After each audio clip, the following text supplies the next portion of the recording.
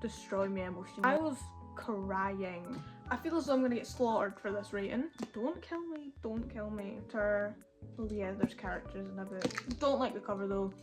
Do not like the cover. Absolutely loved it. I don't get the hype. I don't get the hype.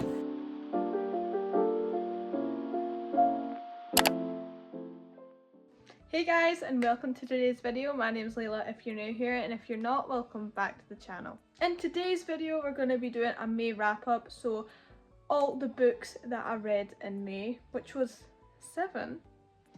That is a new high score for me because I've never read that many books in a month before. I thought 4 was good, but now we've got 7. I just did so many reading challenges this month, so let's get into the books that I read this month. The first book I read this month is Part of Your World by Abby Jimenez. So this is about a main character called Alexis. She is returning home and she swears, is it a skunk? Some type of animal on the road, and she has to wait forever for someone to pick her up, but then this guy, Daniel, he comes and saves the day. Tows her somewhere, I don't really know, or fixes her car. They then accidentally meet up at a bar. She's there and he's there, but they didn't go together. Daniel's friend like set a bet, like, could you get her to come home with you? And then the two strike an agreement, Alexis and Daniel, and they go back to his place, and you know, the story just progresses from there.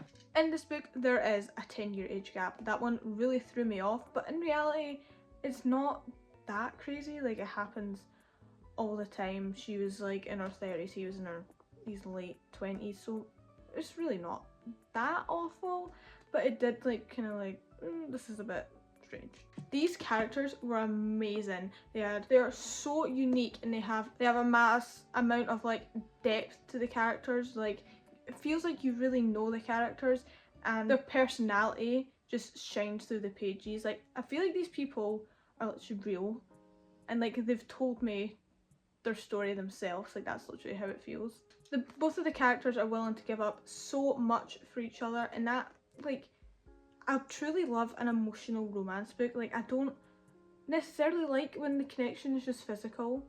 You can see how much they mean to each other, and there's a part of the book where they're apart for a while and they're just so distraught without each other, and that's like, I love romance books that destroy me emotionally. Like, I was crying.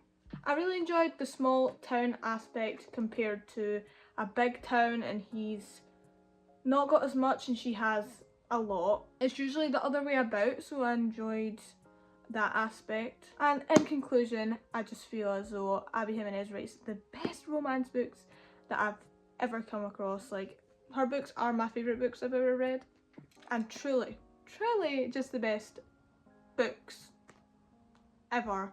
The way she writes the characters makes them feel so incredibly real. Like, I really don't understand how she does it. She's such an amazing talent, so you guys really need to read any of her books if you haven't already. Oh, and I forgot to tell you guys, this one was 5-star. I feel as though I'm gonna get slaughtered for this rating. I've lowered my rating to 3.5 stars. Don't kill me, don't kill me. Don't get me wrong, I really love Emily's books, but they aren't my favourite. Like, for example, I love Abby Jimenez books more. I've read all but one of Emily's books. I do like them, but there's just something that feels missing to me. Like, something isn't there. In this book, there's a character. Oh yeah, there's characters in a book. The main character, Daphne, her fiance abandoned her for a childhood friend, and that childhood friend had a boyfriend. Daphne and Miles move in together, so it's roommates, forced proximity. There's a bit of fake dating in there. I didn't like this. I didn't like the male character. I love Daphne. I really love Daphne. She's the absolute sweetest. But like, he's got Crocs on. He's got Crocs on. Don't get me wrong, I love Crocs. But in the book, always talks about him drinking, him smoking like weed and stuff, and but I just didn't like him that much. I feel like they didn't have any chemistry at all. I felt like they were just best buddies. Nothing more, quite literally. I feel like Daphne and her best friend that she makes in this book had more chemistry than Miles and her. But I did really like this book. It's a fun read, fun quick read. 400 pages. Don't like the cover though. do not like the cover. He is sweet, there's cute moments, gives so much summer vibes. So I do recommend this book, but it wasn't my favourite. But it's the season of stigma. The next book I read is The House Across the Lake by Riley Sager. The book is a 5-star for me. Absolutely loved it, loved it. I feel as though this author, Riley Sager, really knows how to write tension, and there's a really eeriness about the book. Like the atmosphere was really strong, like you got the vibes, if you know what I mean. Like I couldn't read it at night, it was too scary. Like the vibes were just so evil and sinister almost. So this book follows a main character called Casey Fletcher. She's just moved back to her lake house following her husband's death. Her mother sent her there to try like bring her spirits back, find out all these secrets that all the characters are hiding. She's that bored that she looks at the house across the lake in binoculars and she analyses the couple in the house across the lake. I really want to read another one of his books, but thriller books really throw me off. Like they put me in such a weird headspace.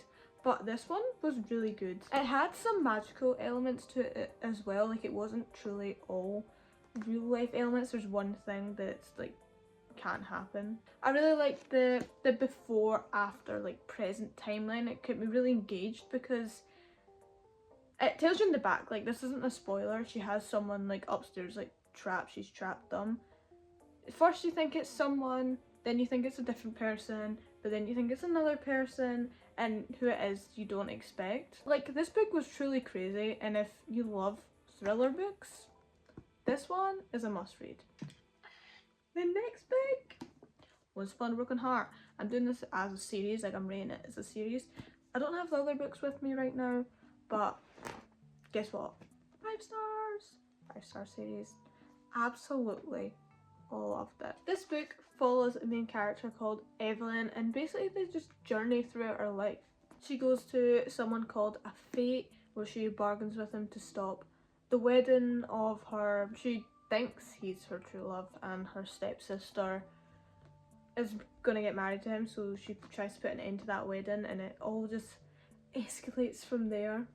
The fate is really intertwined with this series if you read it. The chemistry between the two love interests, I'm not going to spoil the love interests, but it was off the charts. Like the apps, I could feel it literally through the pages. Again, the way they're written, I feel like I know them. I feel like I know exactly what they look like, and as if they've told me the story instead of an author writing it, which makes it feel super personal. At first I really wasn't sure if I was gonna like it. Oh, the lighting. Oh god, that looks awful now. Hopefully it comes back. At first I was gonna DNF this book. I was literally gonna DNF it, and I'm so glad I didn't, and I continued with the series at the start. Like I was reading the first page and I'm like, what does this even mean? Like the words weren't going into my head. I didn't understand any of it, and it was a bit slow to start off with, but once you get into it, truly it is so worth it. I don't really have much to say about these books. You just need to read them for yourself. They're that amazing that words can't express how good I thought they were. Next up we have Beach Read. This one was another 3.5 star by Emily Henry. People really like this book. People are rereading this book this summer. Rating it 5 stars, annotating it so hard. Guys, I don't get the hype. I don't understand. Like I like them. I like them, but I don't feel it. You know what I mean? Like I don't feel it in my bones. I don't feel deeply attached to the characters. I feel like Emily Henry's writing really makes the story. That's why people rate it so highly, because of her writing style and the way she writes things. But I didn't really feel much between the characters. Like I didn't think there was a lot of chemistry. It seemed as though he was so in love with his past partner. At points it didn't even seem like he cared about the other character. So the two main characters are January and Gus. He's just gotten out of a long-term relationship. You find this out quite late in the book, so maybe it's a spoiler, but I don't know. They're both authors. They both went to school together, college or uni I think it was. January's dad just died and she's been given his house, so you get to find out a lot about her story and her relationship with her family and a lot of her family backstory, which I did enjoy. I love when book characters are writers. It just feels like it makes so much sense because I'm reading a book that someone wrote and it's about writers. This book actually really inspired me to start writing, and guys, I might start working on a book. Dare I say I might start writing a book. I've got an idea, so stay tuned because I will mention that in my videos. So she's challenged to write a book that he would normally write, and he is challenged to write a romance book, which she usually writes, and they race to see who can finish it first, as they're both in book slumps, so it gives them a little different. The scene at the end was really good though. I did enjoy it, but I feel like the character said the wrong thing. Like Gussie said the wrong things to her to make her think otherwise to what he was saying. He's sweet, he's really sweet, I do really like him, but I don't know, again, something missing from this book for me. Next book we have here is The Summer Will Be Different by Carley Fortune. Guys, I've not even finished this book yet, but I'm going to put it in anyway because I have quite a few thoughts about it. In my opinion, nothing is really driving the story except the wedding, her best friend's wedding. Okay, let's just start from the start.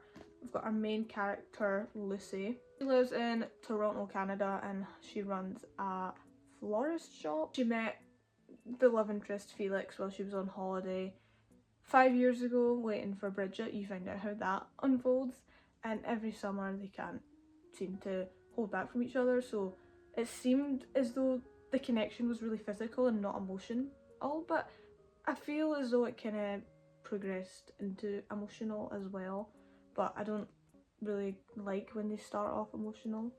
I enjoyed the now and like past timeline. I feel like that is really engaging and it really interests me in books to see like what happened between the characters, why they don't talk anymore. Lucy is clearly in love with Felix. Felix obviously likes her back, but they don't seem to understand that, and they seem to skip to conclusions really easily. Like, I can't really remember the exact scene, but I remember they like were kind of like awkward, and then no, they weren't anymore, and they were like, you know, sexing it up on a beach. Like, okay. I did really enjoy this book though. Like, Lucy is really like involved with her career, and I love a career driven character. Makes them feel more realistic. The backdrop for this book was incredible. It was Prince Edward Island in Canada. The summer vibes were constant throughout the whole book, even when she was like back in Toronto, but it's mostly set in Prince Edward Island. This book is a must read for the summer, I will say. I think my predicted rating on this book is 4 stars. And that concludes our May wrap up. I really hope you guys enjoyed this video. Make sure to check out my other videos and subscribe down below. And I really hope to see you guys in my next video, which is my June TBR. Bye!